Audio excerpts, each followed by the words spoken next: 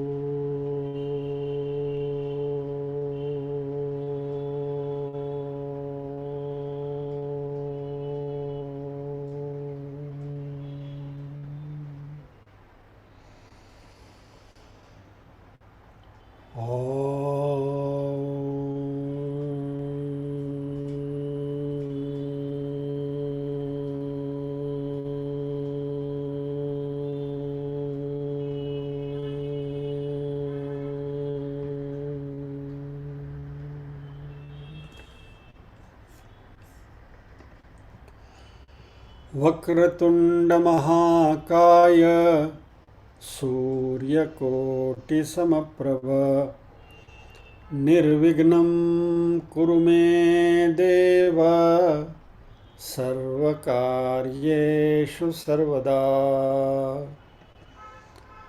या कुन्देन्दुतुषारहारधवला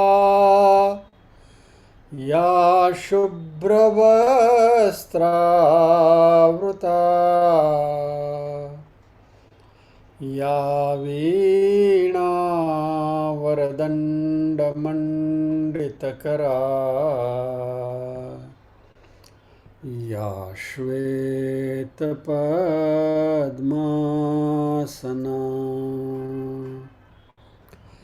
या ब्रह्माच्युतशङ्कर प्रभृतिभिः देवैः सदा वन्दिता। सा मां पातु सरस्वती भगवती निःशेषजाड्यापहा। वसुदेवसुतं देवं कंसचाणूरमर्दनं देवकी परमानन्दं कृष्णं वन्दे जगद्गुरुम्। ॐ सहना भवतु सहनौ भुनक्तु सह वीर्यं करवावहै तेजस्विनावधितमस्तु मा विद्विषावहै। ॐ शान्ति शान्ति शान्तिः। यत्र योगेश्वर कृष्णो यत्र पार्थो धनुर्धरः तत्र श्रीविजयोर्भूतिर्ध्रुवा नीतिर्मतिर्मम।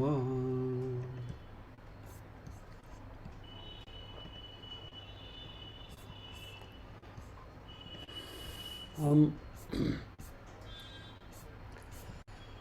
8वां अध्याय अक्षर ब्रह्म योग की पूर्णाहुति के चरण पर हैं।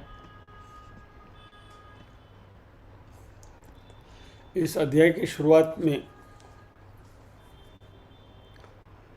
भगवान से अर्जुन ने 7 प्रश्न पूछे थे पहले और दूसरे श्लोक में।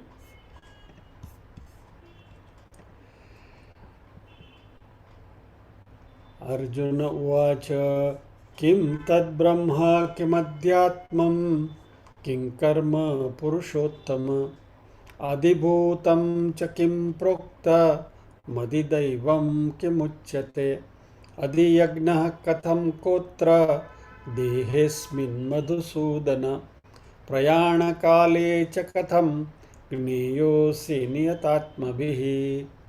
इसमें ब्रह्म क्या है, अध्यात्म क्या है, कर्म क्या है, अधिभूत क्या है, अधिदैव क्या है, अधियज्ञ क्या है और प्रयाण काल के समय जब मृत्यु आती है तब आपको कैसे जाने। इसका उत्तर भगवान ने पहले 6 प्रश्न का उत्तर तीसरे और चौथे श्लोक में दे दिया। अक्षरं ब्रह्म परमं स्वभावोऽध्यात्ममुच्यते भूतभावोद्भवकरो विसर्ग कर्म संनितः। यानी ब्रह्म, अध्यात्म, कर्म, इसकी डेफिनेशन यहाँ दे दी। अधिभूतं क्षरो भावः पुरुषश्चाधिदैवतम् अधियज्ञोऽहमेवात्र देहे देहभृतां वर। अधिभूत, अधिदेव और अधियज्ञ, इसके बारे में भगवान ने चौथे श्लोक में खुलासा कर दिया। 5वें श्लोक से भगवान ने शुरू किया प्रयाण काले, अंत काले। अर्जुन का जो प्रश्न था कि प्रयाण काले च कथम ज्ञेयोऽसि नियतात्मभिः, इसका उत्तर भगवान ने 5वें श्लोक से देना शुरू किया। अंतकाले च मामेव स्मरन् मुक्त्वा कलेवरं यः प्रयाति समद्भावं याति नास्त्यत्र संशयः।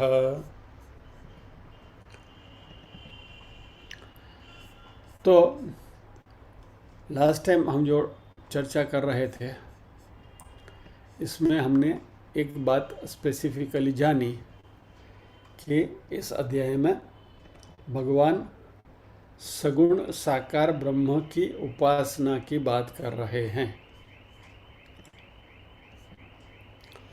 तो 5वें श्लोक से लेकर 14वें श्लोक तक कृष्ण ने अर्जुन के यह 7वें सवाल के बारे में अर्जुन को बताना चाहा था। यानी मृत्यु के समय पर भगवान की याद कैसे आए। और मृत्यु के समय पर इस बात पर हमारी चर्चा जारी थी कि हमारी जो मुख्य पर्सनालिटी है, व्यक्तित्व है, प्रेडोमिनेंट पर्सनालिटी, वही मृत्यु के समय पर ज़्यादा अहमियत रखती है। यानी हमारा जो अंतिम विचार है वह विचार ही हमारे साथ आएगा और आगे की जो हमारी गति है वो मृत्यु के समय पर हमारा जो अंतिम विचार है उसके ऊपर निर्भर करती है। और तभी हमने एक सिद्धांत की चर्चा करी थी, जस्ट आई एम रिकैप्चुलेटिंग, ताकि हम गाड़ी को ट्रैक पर ला सकें, कि हमारी इच्छा शक्ति और हमारी आदतें, ये दोनों के बीच में कन्फ्लिक्ट चलता रहता है। और जैसे जैसे हमारी उम्र बढ़ती जाती है वैसे वैसी हमारी इच्छा शक्ति या तो निर्णय शक्ति कम होती जाती है और हमारी वासनाएं या तो हमारी आदतें जो है वो ज़्यादा मजबूत होने लगती है। तो शुरुआत में इच्छा शक्ति प्रबल होती है, विल पावर स्ट्रांग होता है, और वासनाएं हैं वो रिलेटिवली वीक होती है। और जैसे ही हम उम्र बढ़ती जाती है ये क्रम उल्टा हो जाता है। तो इच्छा शक्ति हमारी कमज़ोर हो जाती है, वासना जो है वो बलवत्तर होती जाती है।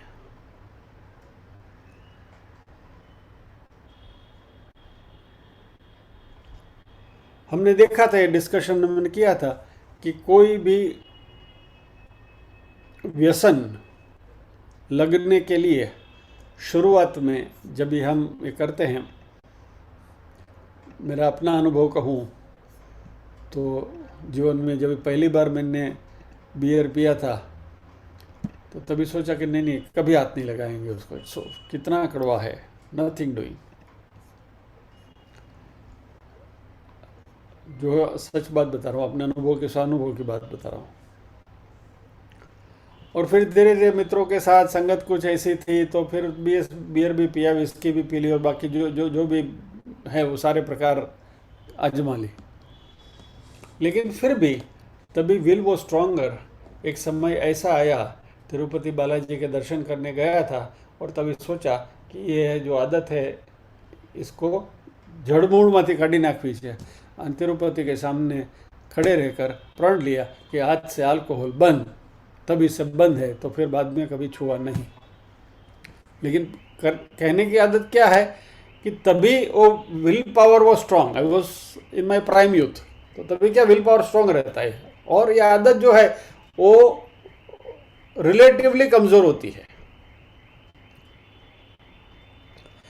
लेकिन जैसे उम्र बढ़ती है वैसे आदतें जो हैं वह कुछ ज़्यादा बलवत्तर हो जाती है और इच्छा शक्ति कमज़ोर हो जाती है।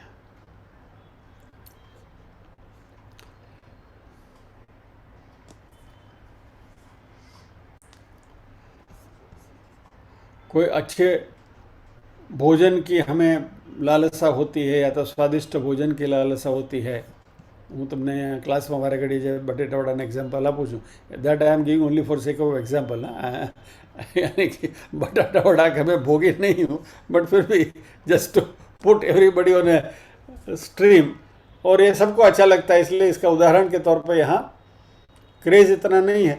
लेकिन कहने का तात्पर्य क्या है कि यह एक संस्कार बन जाता है, और जैसे जैसे ये ज़रूरत ज़्यादा महसूस होने लगती, खास करके दूसरों के बाद डायबिटीज के पेशेंट जो होते हैं, जैसे जैसे उनकी उम्र बढ़ती जाती है वैसे वैसे मीठा खाने की उनकी इच्छा प्रबल होती जाती है।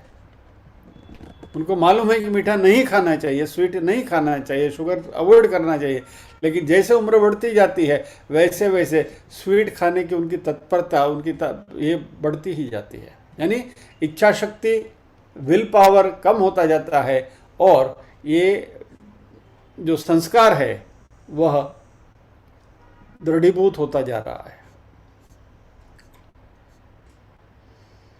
अच्छा, ये जो डायबिटिक के पेशेंट है उनसे आप कहो कि और कुछ मत खाओ, ये छोड़ दो, तो सब कुछ छोड़ेंगे, लेकिन स्वीट खाने की बात आएगी तो मन पिघल जाता है।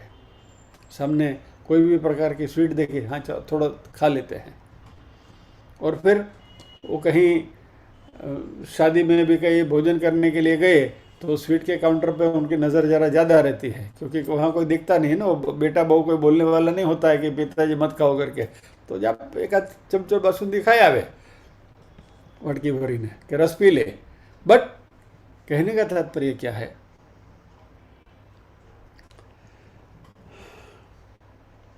ये हैबिट जो है, इस बात पर हम लास्ट टाइम रुके थे, और हमारी जो ये हैबिट है वही हमारी लाइफस्टाइल को नक्की करता है, खास करके वृद्धावस्था में। और ये जो हमारी पर्सनालिटी जो है, वह जो लाइफस्टाइल है, ये हमारे अंतिम विचार के रूप में हमारे मन में आएगी मृत्यु के समय पर। और कृष्ण कहते हैं कि जो अंतिम जो विचार है वही हमारी पर्सनालिटी का एक अहम हिस्सा है। और इसलिए छठे श्लोक में भगवान ने कहा कि यम यम वापि स्मरन् भावम त्यजत्यन्ते कलेवरम तम तमेव इति कौन्तेय सदा तद्भाव भावितः। यानी प्रयाण काल में जो भाव से आप शरीर छोड़ेंगे, त्यजत्यन्ते कलेवरम, वही भाव के साथ आपको पुनर्जन्म मिलेगा। और क्योंकि ओल्ड एज में हमारी इच्छा शक्ति या तो निर्णय शक्ति, विल पावर कमज़ोर होती जाती है, हमारी वासनाएं बलवत्तर होती जाती है, इसलिए शुरुआत से ही वासना जो है वो अच्छी बनाने की कोशिश करनी चाहिए। इस पॉइंट पर हम रुके थे और तभी स्वीट डिश परोसी गई थी, बराबर। शुभाशुभाभ्याम मार्गाभ्याम वहंती वासना सरित पौरुषेण प्रयत्नेन योजनीय शुभामति, ऐसा कहा गया, शास्त्रों में कहा गया है कि हमारा जो मन है उसमें शुभ और अशुभ दोनों प्रकार की वासनाएं आती जाती रहती हैं, लेकिन हमारी इच्छा शक्ति जब भी प्रबल है तभी इनके ऊपर, क्योंकि हमारा कंट्रोल है, इसलिए ये जो वासनाएं हैं उनको हमें शुद्ध करना चाहिए, यानी कि शुद्ध वासना, शुभ वासना जिसको हम कहते हैं, इसके ऊपर ज़्यादा ध्यान देना चाहिए। इसलिए क्या करना है, अच्छे शब्द बोलें, अच्छी भाषा बोलें, अच्छे विचार करें। तो ये जैसे जैसे हम करते रहेंगे तो हमारा सबकॉन्शियस माइंड जो है उसके अंदर ये मंगल वासना या तो ये मंगल संस्कार जो हैं वो अंदर बनते जाएंगे। और इसलिए लास्ट टाइम आपको ये नुस्खा बताया था कि बॉलीवुड के हमारे इतने सारे गाने हैं, हमारे इतने सारे फेवरेट सॉन्ग्स हैं, इनको लेकर उनके द्वारा ब्रह्म के साथ हम अपने आप को कनेक्ट कर लें तो कुछ नया सीखने की भी ज़रूरत नहीं है। ओनली थिंग इज खाली अंदर की जो स्विच है उसको फ्लिक करनी है। बचपन में वही गाने हम गाते थे, कोई दूसरे अंदाज में गाते थे, युवानी में गाते थे, वही गाने गाते थे, उन्हीं गानों को, बहुत सारे गाने हमको याद भी हैं, खाली स्विच को फ्लिक्स कर दो, ब्रह्म के साथ जोड़ दो। और एक बात याद रखे कि ब्रह्म की कोई जाति नहीं है। तो यदि बहनें भी बैठकर ये गाना गाएं कि चांद सी महबूबा हो मेरी कब ऐसा मैंने सोचा था, हाँ तुम बिल्कुल वैसी हो जैसा मैंने सोचा, बस ब्रह्म के साथ जुड़ जाओ। मेहरबान लिखूं हसीना लिखूं या दिलरुबा लिखूं, हैरान हूँ कि आपको इस खत में क्या लिखूं। ये मेरा प्रेम पत्र पढ़कर कि तुम नाराज ना होना, कि तुम मेरी जिंदगी हो, कि तुम मेरी बंदगी हो। कितने गाने हैं, ढेर सारे, लाखों गाने पड़े हैं। जो भी याद आए ब्रह्म के साथ जोड़कर गाते जाओ। ये फिर हमारी वासना बन जाएगी, ये हमारी आदत बन जाएगी। यानी जीवन के किसी भी क्षण में कोई भी परिस्थिति आए, उस परिस्थिति को ब्रह्म के साथ कनेक्ट करने की हमारी आदत बनती जाएगी।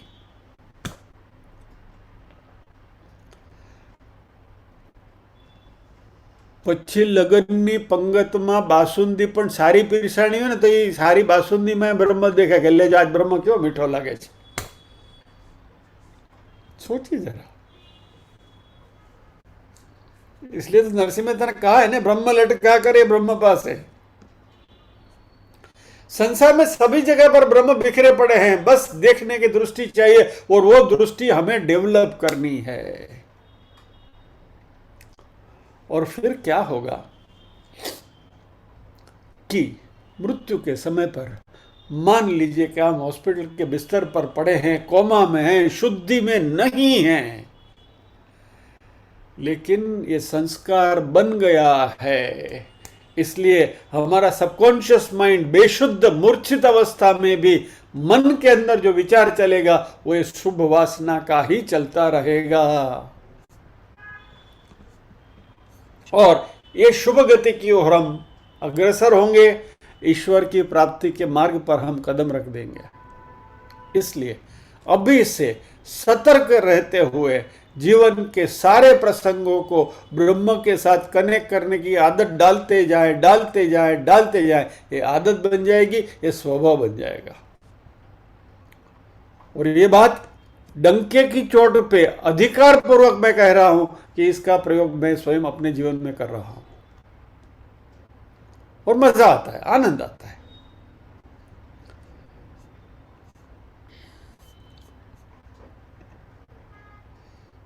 कई बार घर में ऐसा होता है कि श्रीमती जी कुछ बोलती है, एक बार दो बार कहा उन्होंने, दिमाग में कुछ ध्यान नहीं जाता है, अरे मैंने आपसे कुछ कहा, सुनते हो? बोला मैं दूसरी जगत में हूं, मैं कहीं और हूं, बोलो क्या क्या बात कर रही थी। खो जाते हैं।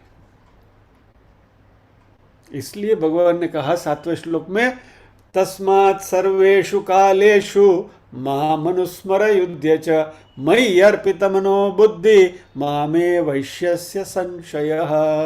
8वें अध्याय का 7वां श्लोक जो है बहुत बहुत इंपॉर्टेंट है। शब्द क्या है? तस्मात् सर्वेषु कालेषु 24/7 माम अनुस्मर, मुझे याद करते हुए युद्ध करो। अर्जुन को युद्ध करना था, हमें संसार रूपी युद्ध में हम खड़े हैं, संसार रूपी युद्ध के मैदान में हम खड़े हैं। क्या? तस्मात् सर्वेषु कालेषु माम अनुस्मर, 24/7 परमात्मा का ही स्मरण मन में रहे। मयि अर्पित मनोबुद्धि, मुझे अर्पण किया हुआ मन और मुझे अर्पण की गई हुई बुद्धि से माँ में वैश्यस्य संशय, तुम मुझे ही प्राप्त करोगे, इसमें कोई संशय जैसी बात नहीं है। भगवान एम सोना ने पत्रे लखीने सही करीने पूछ,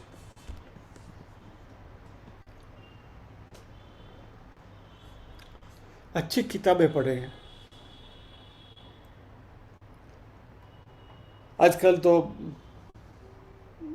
मीडिया में भी बहुत कुछ आता है, यूट्यूब के ऊपर भी काफ़ी कितने अच्छी अच्छी बातें आती हैं जो हमें परमात्मा के साथ जोड़ सकती है। उन्हें देखें ना, ये सब कचरा नहीं देखें। यानी करना क्या है? Again I am going back to Tattvabodha. पहला श्लोक विवेक, इस विवेक को जागरूक करना है। शंकराचार्य ने पहली बात विवेक से करी है। हमारी फिल्टर करने की कैपेसिटी, सामने बहुत कुछ बिखरा पड़ा हुआ है, लेकिन उसमें से क्या लेना क्या नहीं लेना, उसका विवेक हमारे में होना चाहिए। इस विवेक को जागरूक करेंगे तो शुभ वासना, सत्संगत्वे निसंगत्वम। नारद जी ने अपने भक्ति सूत्र में भी कहा है, दुस्संग सर्वथा त्याज्य। दुसंग जो है, कुसंग जो है, उसका हमेशा त्याग करो। यानी हम किन के साथ उठते बैठते हैं उसका भी ख्याल करें। Are we moving with the positive minded people, कि नेगेटिव माइंडेड लोगों के साथ हम घूम फिर रहे हैं? यदि ऐसा है तो उनसे दूरी बनाना सीख जाए। We need not hate them, लेकिन उनसे एक रिस्पेक्टेबल डिस्टेंस बना लें। संसार में रहना है, व्यवहार तो सबसे रखना है, किसी का संबंध काटना नहीं है। संबंध सबके साथ जैसा है वैसा रखो, लेकिन अंदर से उनके प्रति जो प्रायोरिटीज जो है, उस प्रायोरिटी में तो हम अंदर से बदलाव कर सकते हैं ना। और धीरे धीरे ऐसे जो नेगेटिव ओरिएंटेड लोग हैं उनसे हम अपने आप को दूर करते चलें, तो ये आदत बन जाएगी, अच्छे से जुड़ने की आदत बनेगी इन शॉर्ट। तो हमारा जो कॉन्शियस माइंड जो है, जो जागरूक मन जो है, वह लौकिक व्यवहार में भले ही रचा पचा रहे, लेकिन सबकॉन्शियस माइंड जो है, सुषुप्त मन जो है, उसमें मात्र अच्छे विचार ही आएंगे। यानी our subconscious mind will have only noble positive thoughts. और फिर भगवान ने यह बताया कि परमात्मा को याद करने के लिए आप कोई भी सिंबल अपने इष्ट देवता के रूप में उनको आपके सामने रख सकते हो, कोई भी अवलंबन। फिर कृष्ण की मूर्ति हो, राम की मूर्ति हो, गणेश जी की मूर्ति हो, शिव जी की मूर्ति हो, जो भी हो, ये बात हमने बार बार करी है, बराबर। और ये सब में कृष्ण ने ओमकार को अलग से चुनकर ऊपर रख दिया कि ओमकार एक अलग अवलंबन है। ओम इत्येकाक्षर ब्रह्म व्याहरन माम अनुस्मरन यह प्रयाति त्यजन देहम, बराबर। तो ओमकार का कैसे जाप करना, हमारे गुरुवार के सेशन में ये बात बहुत अच्छी तरह से हम डिस्कस कर रहे हैं। तो आप सबको मालूम है कि इसकी विधि क्या है, कैसे किया जाता है, ओमकार का ध्याप कैसे करते हैं, उसके क्या फ़ायदे हैं, वगैरह वगैरह सारी बातें हमने डिटेल में डिस्कस करी है। जिनको भी इंटरेस्ट है, जो गुरुवार के क्लास में नहीं आते हैं, वो गुरुवार के क्लास के हमारे जो रिकॉर्डिंग्स है उनको सुन सकते हैं। Last 2-3 Thursdays if you listen to it, इसमें पूरी ओमकार की चर्चा हुई है। तो इस आलम्ब या तो यह जो स्वरूप जो परमात्मा का है, मूर्ति के रूप में, सगुण साकार के रूप में, या तो ओमकार के रूप में, उसको हम पूरे जीवन में परमात्मा को या तो ब्रह्म को याद करने के लिए उसके ऊपर हम अवलंबन रखते हैं, उसके ऊपर हम निर्भर रहते हैं, यानी that is our support system. तो मृत्यु के समय पर भी, क्योंकि ये हमारी नेचुरल हैबिट बन गई है,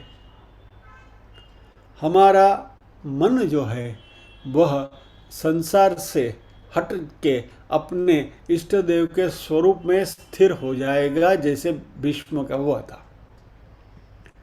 भीष्म पितामह जब बाण शैया पर लेटे हुए थे, तभी जब उनकी मृत्यु की क्षण आई, तभी उन्होंने सबको वहाँ से भेज दिया बाहर कि मुझे जो कुछ कहना था मैं सबसे कह चुका हूँ, अभी मुझे किसी से कुछ कहना नहीं है, नथिंग। कृष्ण भगवान से उन्होंने विनती करी कि प्रभु मात्र आप यहाँ मेरे सामने खड़े रहो, ताकि आपके दर्शन करते हुए मैं यह प्राण छोड़ सकूं। इच्छा मृत्यु थी उनकी। बराबर।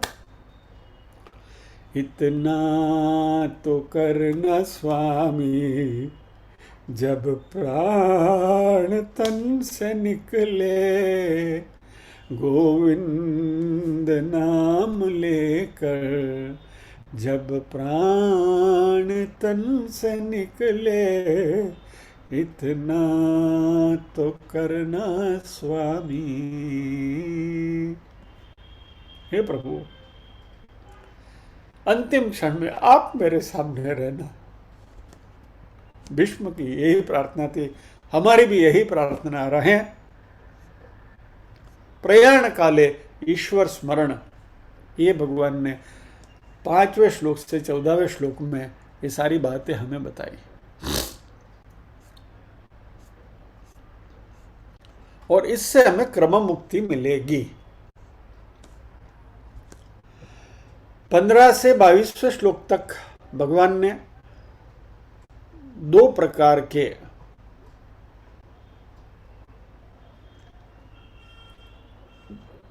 गोल की चर्चा करी,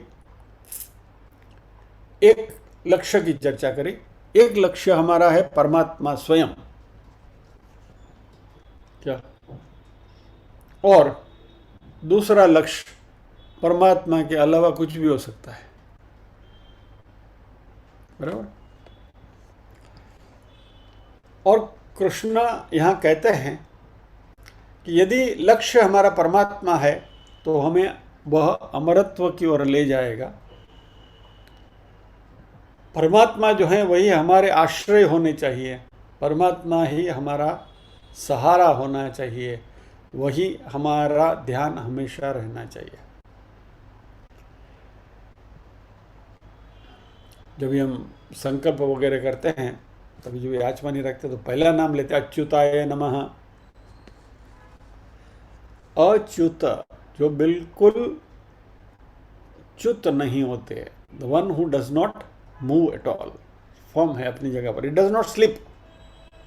क्या, तो यह जो है ये हमारा परम लक्ष्य होना चाहिए। और यह परमात्मा की ओर जो हमारा रुख है, यही हमें अमरत्व या तो मोक्ष दिलाएगा, यही हमारे लिए सुरक्षा है, यही हमारी सलामती है, यही हमें शांति प्रदान करेगा और यही हमें सुख भी देगा। और इसलिए तो हमारे संतों ने खास करके वल्लभाचार्य जी ने हमें मंत्र दिया, अष्टाक्षर महामंत्र, श्री कृष्ण शरणम मम। इसका अर्थ जानते हैं आप? श्री कृष्ण शरणम मम, अभी ग्रामर के हिसाब से आप देखेंगे तो श्री कृष्ण पहली विभक्ति है, कर्ता है। शरणम जो है दूसरी विभक्ति है, कर्म विभक्ति है। और मम षष्ठी विभक्ति, छठी विभक्ति है, रिलेशन है, बराबर। श्री कृष्ण शरणम मम, यदि आप इसका अर्थ बिठाने को जाओगे तो એમાં તમે ગોથા ખાઈ જશો जो लेकिन संस्कृत में शरण शब्द का अर्थ है आश्रय, अबोर्ड जिसको हम बोलते हैं। तो श्री कृष्ण शरणम मम का अर्थ है श्री कृष्ण मेरा आश्रय स्थान है, यानी जीवन में मुझे कहीं भी कोई आश्रय लेना है, मारो विसामो, मारो आश्रय स्थान, my abode is Shri Krishna. कितना बड़ा मंत्र दे दिया। इसका यदि हम जाप करते रहे विद द मीनिंग, नहीं तो राम राम नट्टा बिल्ली आए तो उड़ जाना हो जाएगा। श्री कृष्ण शरण मम का तो जाप हम लोग बहुत करते हैं, नोटो नहीं नोटो लखी लखीने भरी नाखी है। लेकिन इस अर्थ के साथ श्री कृष्ण शरण मम का जाप करते रहें। श्री कृष्ण मेरा आश्रय स्थान है, मेरा आश्रय वहाँ है, दैट इज माय अबोर्ड, મારું રહેઠાણ શ્રી કૃષ્ણ છે। એમના ખોળામાં માથું નાખીને સૂઈ જાઓ, શાંતિ શાંતિ છે। और वही श्री कृष्ण शरणम है। तो वहाँ सुरक्षा है, वहाँ सलामती है, वहाँ शांति है, वहाँ सुख है। लेकिन सब लोगों को यह आश्रय स्थान रास नहीं आता, तो कोई सलामती धन में ढूंढने की कोशिश करता है, कोई आश्रय अपने सगा संबंधी के मारा छोकराओ छे मारू घड़पण पाळशे ने मने शांति मारा पोताने रमाडवामां जे शांति मळे छे के पोतीने रमाडवामां शांति मळे छे, मळे बराबर, it's all fine, but these are all temporary, momentary. 3-4 વર્ષના પૌત્ર પૌત્રીને રમાડવામાં જે આનંદ મળશે ત્યારે એ પૌત્ર પૌત્રી જ્યારે 14-15 વર્ષનો થઈ જશે પછી તમે એને તેડી પણ નહીં શકો, બરાબર। પણ શ્રી કૃષ્ણને બાળ સ્વરૂપમાં તમે ગમે ત્યારે તેડી શકશો।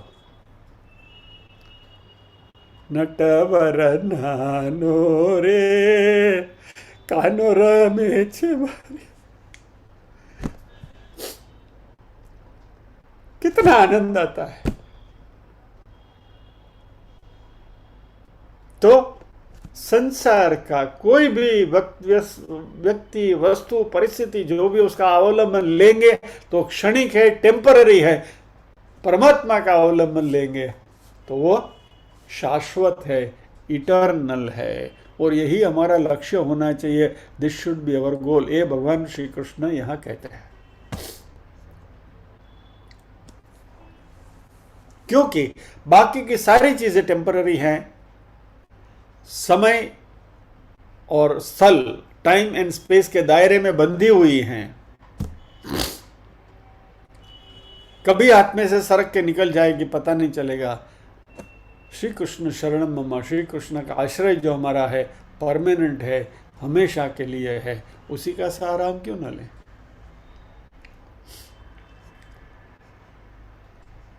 और इसलिए 16वें श्लोक में भगवान ने कहा आ ब्रह्म भुवना लोका पुनरावर्तिनोर्जुन मामुपेत्या तो कौन्तेय पुनर्जन्म न विद्यते।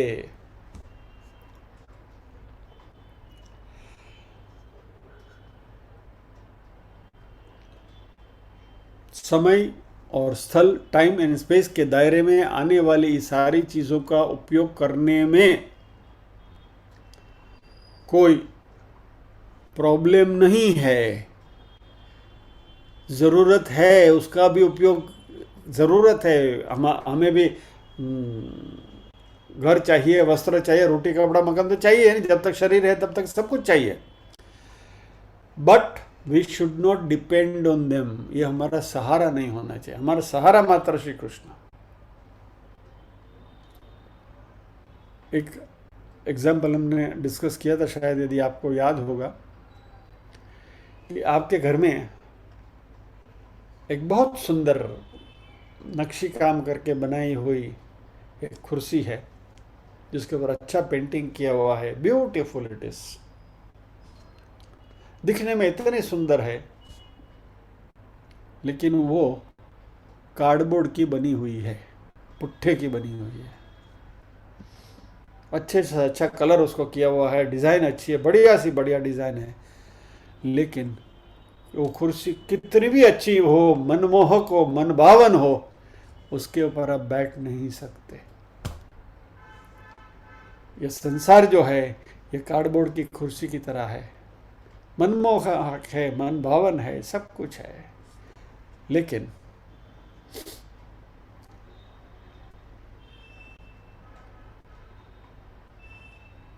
लोग, वस्तु, व्यक्ति, परिस्थिति, ये सारी परमात्मा ने हमें दी हुई है हमारे उपभोग के लिए, लेकिन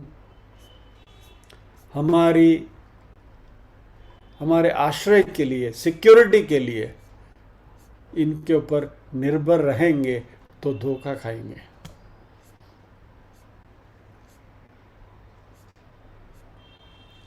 क्योंकि ये सब क्षणभंगुर हैं।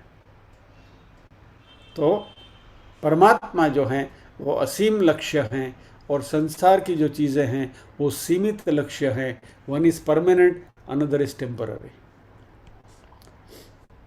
तो जीवन के ये दो लक्ष्य होते हैं मनुष्य जीवन के। इसमें परमात्मा यानी कि असीम लक्ष्य जो है वो श्रेयस है, और संसार जो है, मटेरियल वेलबीइंग जो है, वो सीमित लक्ष्य है और वो प्रेयस है। तो अभी जब हमारे सामने चॉइस आती है श्रेयस को चूज करें या तो प्रेयस को चूज करें, तो हमारी चॉइस श्रेयस के प्रति जानी चाहिए, नहीं कि प्रेयस के प्रति। कार्पण्य दोषोपहत स्वभाव पृच्छामि त्वां धर्म सम्मूढ़ चेताः यच्छ्रेयस्यान्निश्चितं ब्रूहि तन्मे शिष्यस्तेहं शादिमां त्वां प्रपन्नम। हे प्रभु, मेरे श्रेय के लिए जो है वो आप मुझे निश्चित बताइए। अर्जुन ने भी श्रेय को चुना था, प्रेय को नहीं। तो ये जो सारी बातें हैं भगवान ने 15 से 22वें श्लोक में करी थी।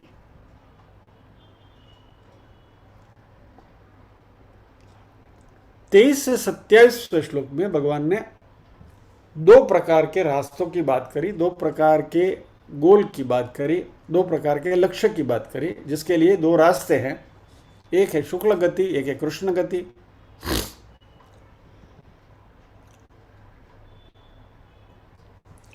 ब्रह्मलोक तक, लेकिन ब्रह्मलोक नहीं, ब्रह्मलोक को छोड़कर वहां तक जाने का जो रास्ता है वह कृष्ण गति के रास्ते हैं। और उस रास्ते से यदि आप जाएंगे तो वापस आना पड़ेगा, दैट इज सर्टन। तेतम भुक्त्वा स्वर्गलोकम विशालम क्षीणे पुण्य मर्त्यलोकम विशंति। पुण्य जब भी खत्म हो गए, ऊपर कहाँ भी तक चले जाओ, ब्रह्मलोक को छोड़कर अप टू ब्रह्मलोक के किसी भी लोक में चले जाओ, वहाँ से पुण्य खत्म होते ही आपको पृथ्वी लोक पर वापस आना पड़ेगा। तो ये जो कृष्ण गति मार्ग जो है वो ब्रह्मलोक के छोड़कर बाकी सब लोग तक, वहाँ तक ले जाएगा और हमको वापस आना पड़ेगा। अभी आप मान लीजिए कि your nature is of a tourist, भाई मैं तो टूरिस्ट हूँ, मुझे तो घूमना फिरना पसंद है, तो ठीक है, चक्कर लगाते रहो, चंद्रलोक तक जाओ वापस आओ, स्वर्ग तक जाओ वापस आओ, इधर लोग जाओ तो वापस आओ, वो लोग तक जाओ वापस आओ, जन्म जन्मांतर के फेरे चक्कर काटते रहो, नो प्रॉब्लम, नथिंग रॉन्ग। और दूसरा मार्ग जो है वो शुक्ल गति का है, जिससे हम सीधे ब्रह्मलोक पहुंचते हैं। और ब्रह्मलोक में, ये बात हमने बार बार करी है, फिर भी रिपीट करता हूँ, ब्रह्मा जी स्वयं हमें ज्ञान देंगे और इस ज्ञान की वजह से हमें मोक्ष मिल जाएगा। तो शुक्ल गति से व्यक्ति जो जाएगा उसको क्रम मुक्ति जरूर मिलेगी, क्योंकि ब्रह्मा जी स्वयं ज्ञान देंगे। अब ये दो मार्ग से जानने वाले दो प्रकार के प्रवासी भी हैं। ट्रैवलर्स। दो डेस्टिनेशन है, दो प्रकार के ट्रैवलर हैं, दो रास्ते हैं। तो ये दो प्रकार के ट्रैवलर यानी कि दो प्रकार के प्रवासी कौन हैं? जो कृष्ण गति के मार्ग से जाने वाले जो हैं वह कर्मी है, रिचुअलिस्टिक है, कर्मकांडी है, शास्त्र विहित कर्म करते हैं, शास्त्र निषिद्ध कर्म नहीं करते, शास्त्र ने बताए हुए कर्म करते हैं, अच्छे कार्य करते हैं, नोबल कर्म करते हैं, सोशल सर्विस करते हैं। हमारे बोला रोटरी वाला ने, लायन वाला ने, फलाने क्लब वाला ने, आ संस्था वाला ने, पेला संस्था वाला ने, गामડા ગામમાં જઈને લોકોની સેવા કરે, બધું બહુ સારું છે, ખોટું કંઈ નથી। યજ્ઞ યાગાદી કરે, હોસ્પિટલમાં જાય, બધું જ કરે। These are all good noble deeds. ये नोबल डीड जो है वो एक प्रकार का कर्मकांड ही है, शास्त्रों ने बताई हुई विधि से किए गए कर्मकांड हैं। ये हमें ऊपर के लोग तक ले जाएगा, लेकिन वापस तो आना पड़ेगा। तो ये जो हैं, ये कर्मकांडी लोग जो हैं वो मृत्यु के बाद ये कृष्ण मार्ग से आगे बढ़ते हैं, चंद्रलोक तक जाकर वापस आते हैं। और दूसरे जो लोग हैं वो उपासक हैं, निष्काम उपासक हैं। दो में फर्क क्या है? कर्मकांडी जो हैं वो कर्म करते हैं, लेकिन कहीं न कहीं उनकी अतृप्त इच्छा रहती है। क्या? मेरा नाम बने, लोगों में मेरी प्रतिष्ठा बढ़े, लोग मुझे धार्मिक समझें, एटसेट्रा एटसेट्रा एटसेट्रा एटसेट्रा। बराबर? लेकिन ये सब कर्मकांड है। यानी पुत्रेषणा, वित्तेषणा, लोकेषणा, किसी भी ऐषणा का मन में ये करते हुए यदि आप सत्कर्म भी करोगे, मृत्यु के पश्चात भगवद गीता का रेफरेंस शंकराचार्य ने जो बात बताई है उसको यदि हम आधार लेकर चले तो सारे कृष्ण गति के मार्ग से जाने वाले हैं, चंद्रलोक तक जाकर वापस आएंगे, ब्रह्मलोक नहीं पहुंचेंगे। तो ब्रह्मलोक कौन पहुंचेंगे? उपासक, निष्काम उपासक।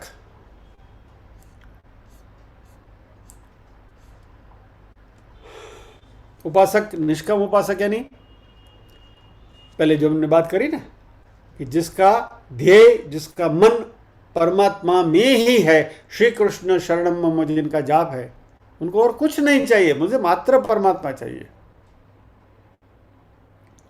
वैसे जो प्रवासी हैं वो शुक्ल गति के मार्ग से ब्रह्मलोक में जाएंगे और वहां से उनको मुक्ति मिलेगी।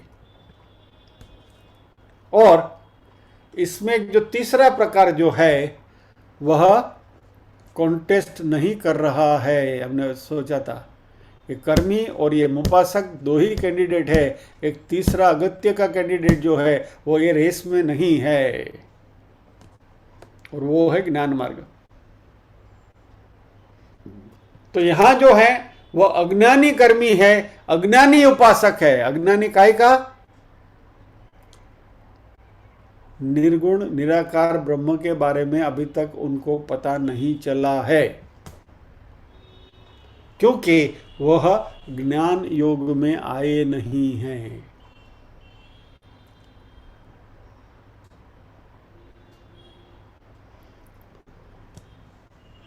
दस 15 बार श्रीमद् भागवतनी कथा सांभળી લીધી છે,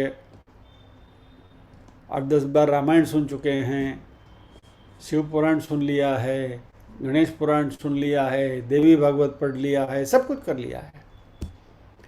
लेकिन भगवत गीता या उपनिषद जो प्रस्थानत्रयी के जो ग्रंथ हैं, भगवत गीता, उपनिषद और ब्रह्मसूत्र, इसका यदि अध्ययन नहीं किया तो आप ज्ञान मार्ग पर चलने के अधिकारी नहीं बने हैं।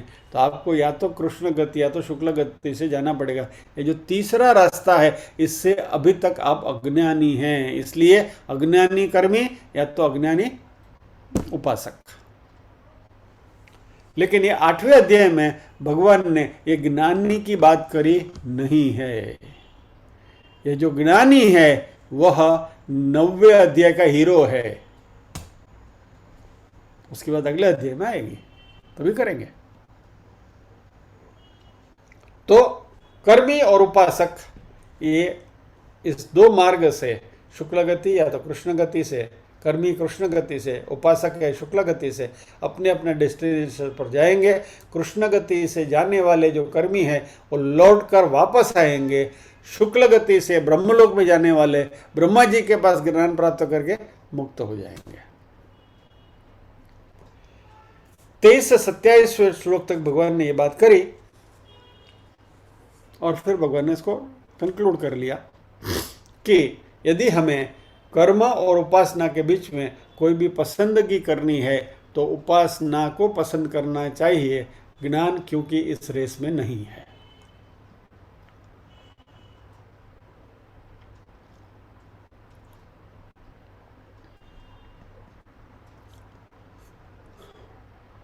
और अंत में भगवान ने, कृष्ण ने योगी को बहुत बड़ा सम्मान दिया। योगी यानी निष्काम उपासक, जो परमात्मा को पाएगा, लक्ष्य उसका परमात्मा है। ये जो क्षणिक लक्ष्य जो है संसार के, ये उनकी नज़र में कहीं नहीं है। इसलिए ऐसे योगी जो शुक्ल मार्ग से जाने वाला निष्काम उपासक है और उसको जो क्रम मुक्ति मिलेगी, उसकी महिमा मंडन करके, उसकी महिमा बढ़ाते हुए कृष्ण ने इस अध्याय को कंक्लूड किया 28वें श्लोक में। वेदेषु यज्ञेषु तपस्सु चैव दानेषु यत्पुण्य फलम प्रदिष्टम अत्येति तत्सर्वमिदं विदित्वा योगी परम स्थानम उपैति चाद्यम। वेदों का मात्र अध्ययन, समझदारी वाला नहीं, मात्र पढ़ लिया, ये वेद पढ़ लिया, वो वेद पढ़ लिया, ये पढ़ लिया वगैरह वगैरह, ये यज्ञ किया, वो यज्ञ किया, फला किया, ढिकना किया, तप किया, दान बहुत सारा किया, पुण्य कर्म बहुत सारे किए, लेकिन जो योगी है वह निष्काम उपासक बनकर फाइनली शुक्ल गति से ब्रह्मलोक में जाता है।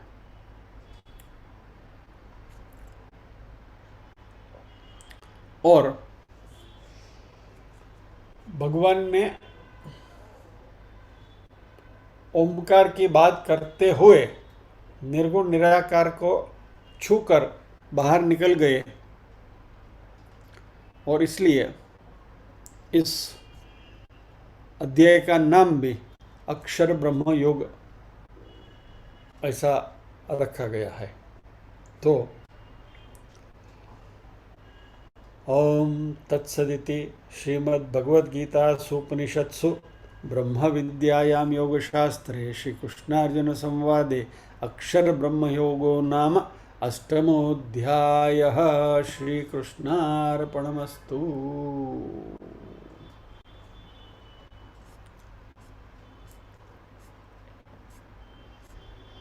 So with this we have concluded 8वां अध्याय को हमने यहाँ विराम दिया। प्रार्थना करेंगे।